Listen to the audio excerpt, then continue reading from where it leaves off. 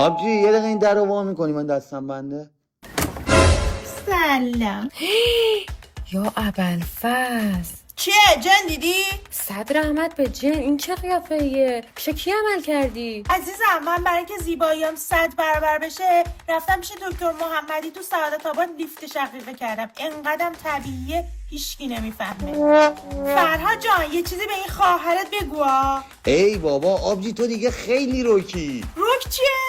مگه من قیافم بده؟ ببین من اگه چیزی خوشم نیاد تو بهت میگم، مثل تو موزی نیستم که میری پشت سرم میگی این کدیه و فلان قیافش اینطوریه. کی گفته من همچی فکری میکنم؟ یعنی نمیکنی؟ خب چرا؟ البته خودم هم یه همچی فکری میکنم ولی فقط میخوام بدونم کی گفته. میبینی داداش چقدر زنت بیادبه. صبح تا شب برو کار کن، بده این بره برینه تو صورتش.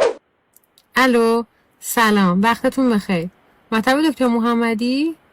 یه وقت واسه عمل لیفت شقیقه میخواستم.